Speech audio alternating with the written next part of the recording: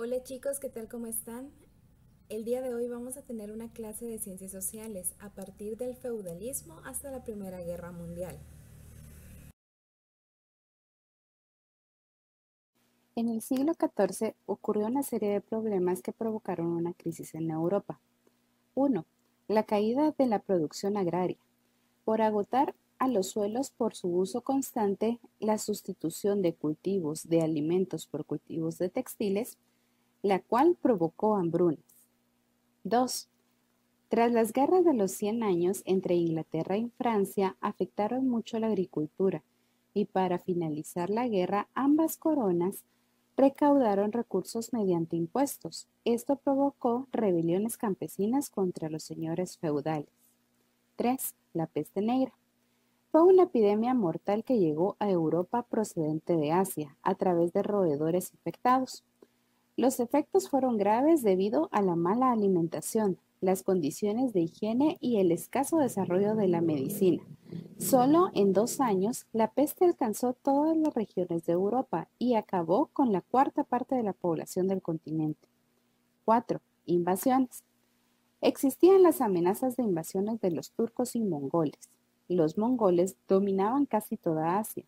En 1453, los turcos lograron tomar Constantinopla. Así, quedó bloqueado el acceso de los europeos al comercio.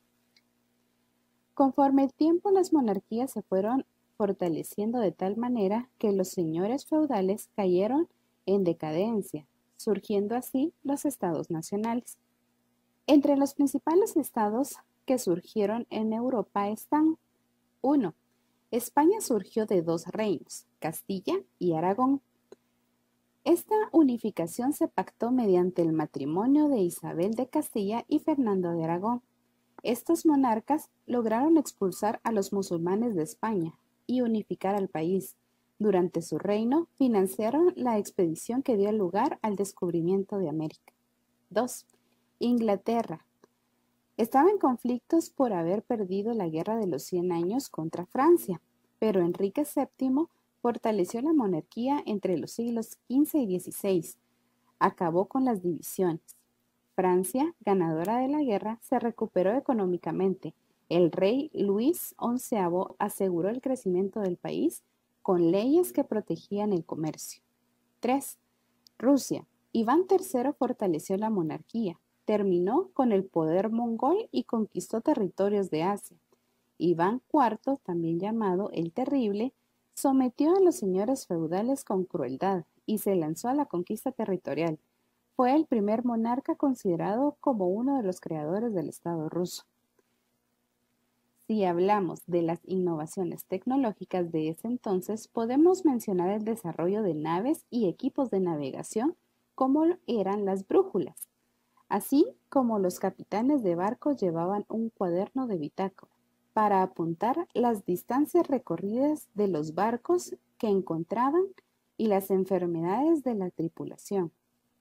Las carabelas fueron una de las más grandes innovaciones marítimas que favorecieron los viajes de exploración, ya que permitió mayor capacidad de carga y velocidad en los mares.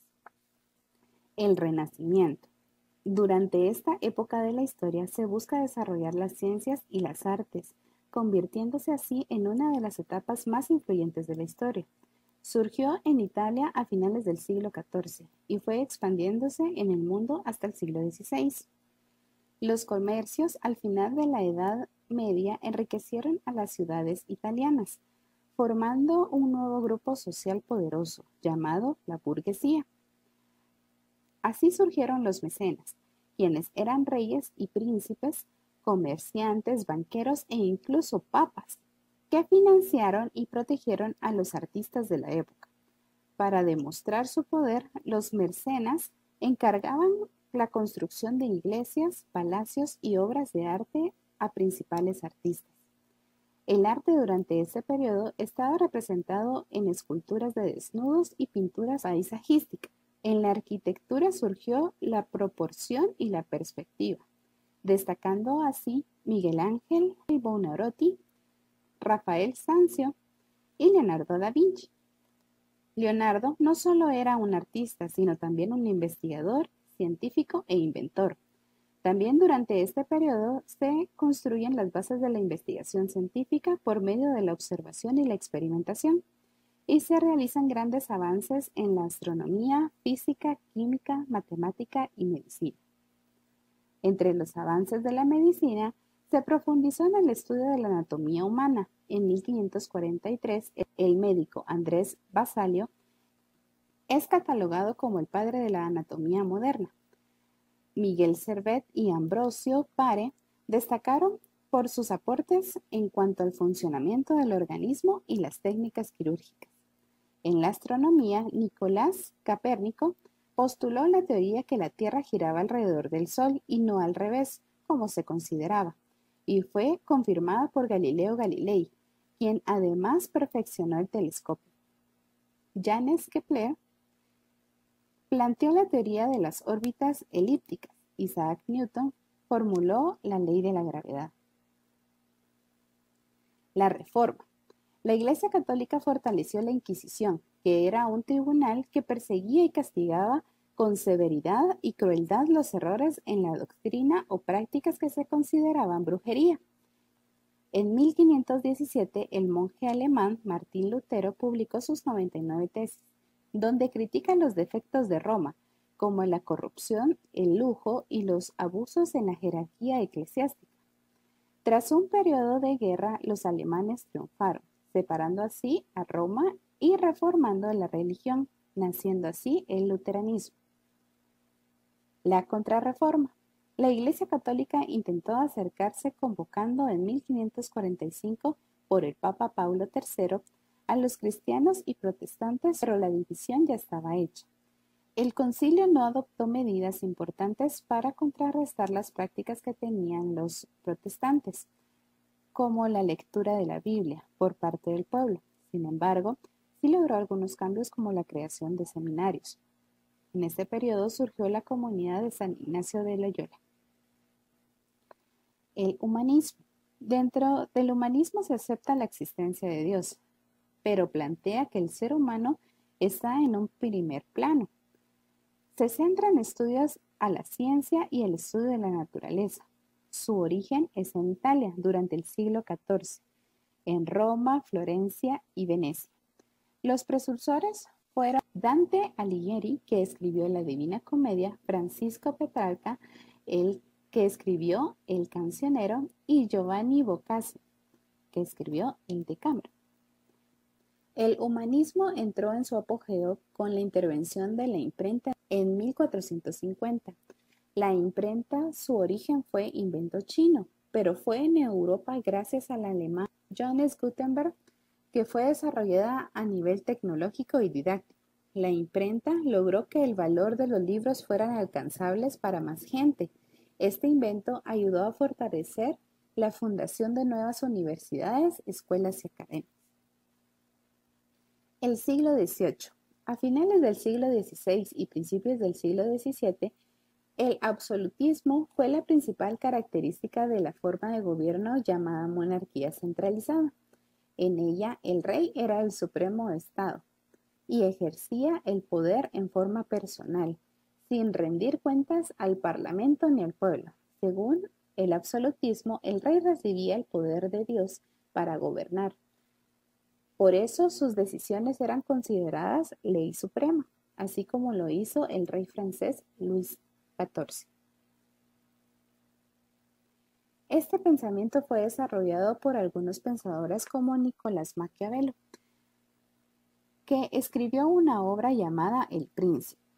La sociedad estaba dividida en tres grupos, cada uno con derechos y obligaciones definidos: la nobleza, el alto clero y el pueblo llano o tercer estado, quienes eran la burguesía urbana y sectores populares.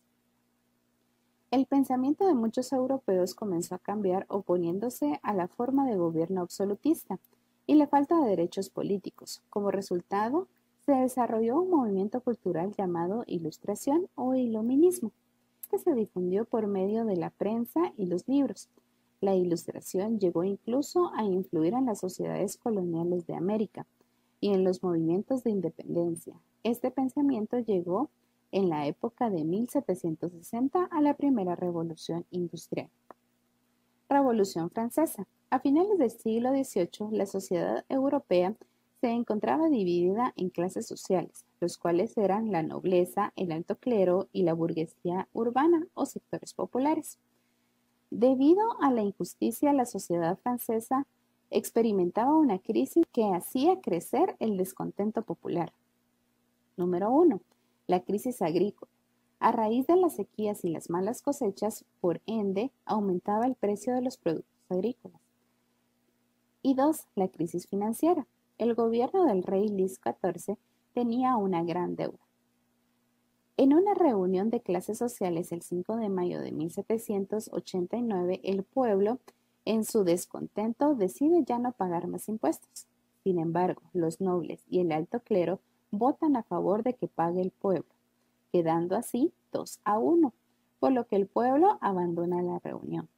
El 14 de julio de 1789 se tomó la cárcel de Bastilla, símbolo del antiguo régimen, con el fin de liberar a los presos políticos.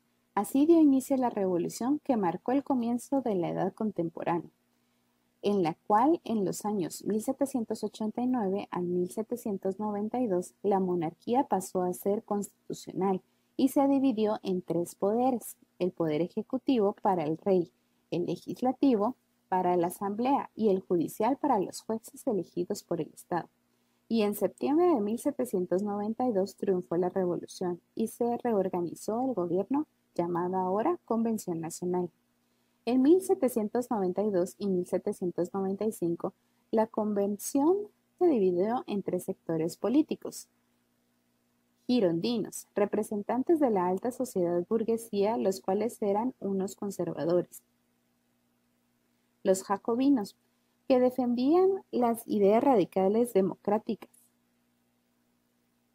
y la llanura, integrado por burgueses y radicales democráticos. Durante el gobierno de girondinos se quitó la monarquía y Luis XIV fue encarcelado, condenado y ejecutado. Los jacobinos aprobaron una nueva constitución que proclamaba los derechos al trabajo, la instrucción y la rebelión, liderado por Maximiliano Robespierre. En 1775 y 1799, el directorio era un gobierno de la alta burguesía dirigido por 5 personas, entre ellas el general Napoleón Bonaparte. Se crearon 2 cámaras legislativas. El Parlamento ejercía un gran control sobre el directorio. En 1799, con ayuda del ejército, se dio un golpe de Estado contra el directorio, que puso fin a la rebelión. Napoleón Bonaparte, un destacado militar durante la Revolución Francesa, tomó el poder por medio de un golpe de Estado y realizó las siguientes acciones. Número 1. Organizó al Estado. 2. Reorganizó las finanzas públicas y fundó el Banco de Francia. 3. Promulgó el Código Civil, que regulaba las relaciones entre ciudadanos y el Estado, con respecto a las propiedades, la libertad individual y la igualdad entre la ley, el matrimonio civil y el divorcio. 4. Reanudó las relaciones con la Iglesia Católica y la tolerancia religiosa. En este periodo, Bonaparte comenzó su plan de conquista en toda Europa en 1800. Inglaterra declaró la guerra naval a Francia y luego se unieron Austria, Rusia y Prusia. Napoleón invadió los Países Bajos, Italia, España, Portugal y Alemania. Luego derrotó a Prusia e invadió Polonia. Napoleón dominaba gran parte de territorios continentales europeos. Posteriormente, en 1808, invadió España y Portugal y puso en el trono a su hermano José Bonaparte. El rey Pedro I tuvo que abandonar su país e instalarse en Brasil. El rey Fernando VII de España fue obligado a renunciar. Napoleón nombró a su hermano José Bonaparte como rey. Esto promovió que se independizaran las colonias españolas en América. El gran ingenio del militar Napoleón le ayudó a derrotar ejércitos enemigos y expandir dominios franceses. En 1812 invadió Rusia, pero fue vencido cerca de Moscú. Entonces Europa se unió para luchar contra él y fue derrotado en 1813. Lo exiliaron en la isla de Elba, de donde se escapó y regresó a Francia. Atacó a Bélgica, pero fue derrotado en la batalla de Waterloo en 1815. Fue desterrado a Santa Helena, una isla lejana del sur del Atlántico, donde murió en 1820. La Restauración. Tras la derrota de Napoleón, los monarcas recuperaron los reinos y restauraron sus privilegios, volviendo a practicar el absolutismo como sistema de gobierno. Para evitar que se dieran otras rebeliones, los monarcas de Rusia, Francia, Austria y Prusia formaron la Santa Alianza, la cual buscaba frenar las rebeliones y mantener el orden de las monarquías. En el siglo XIX, después de la Restauración, los países europeos continuaban luchando por gobiernos que fueran favorables al desarrollo económico y político, surgiendo así el liberalismo y el socialismo. El liberalismo se basa en la libertad e igualdad ante la ley, como la libertad de comercio y la expansión, y defendía el principio del derecho de la propiedad privada. También defendía el derecho de elegir libremente los representantes y autoridades. El socialismo. De la mano con los sindicatos se logró la reducción de las jornadas laborales y los salarios.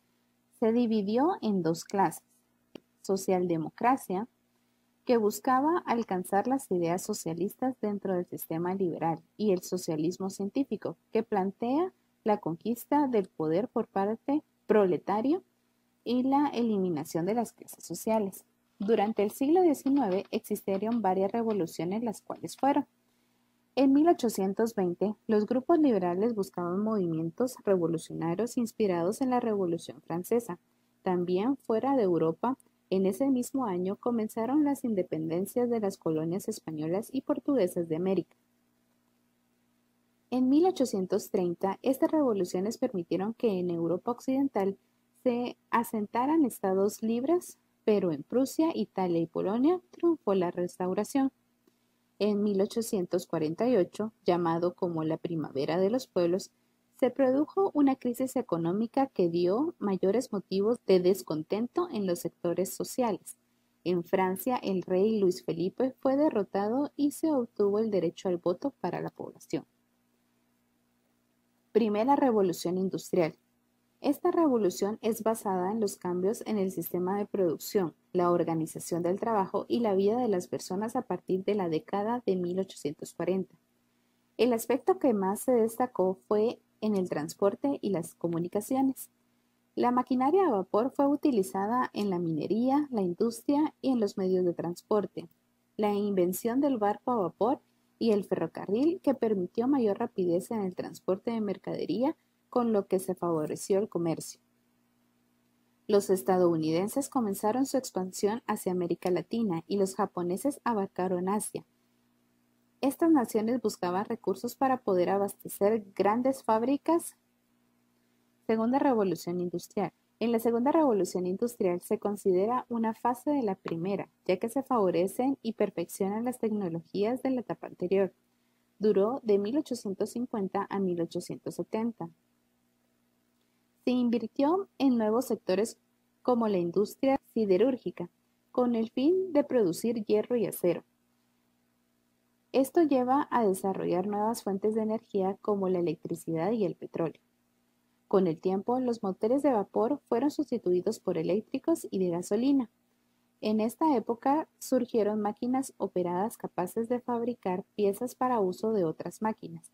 Surgieron líneas de producciones masivas, así como la cadena de montajes en 1914.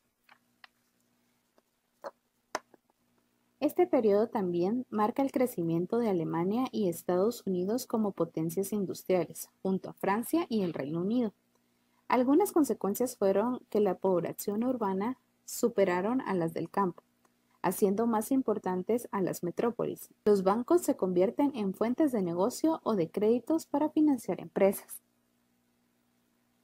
Formación de las naciones americanas.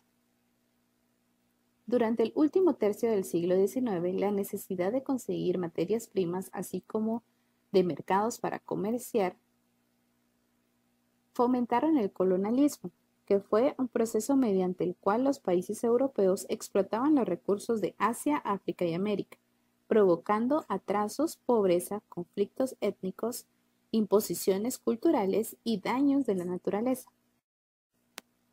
El pensamiento ilustrado y los cambios de la revolución industrial motivaron los movimientos de cambio social y político.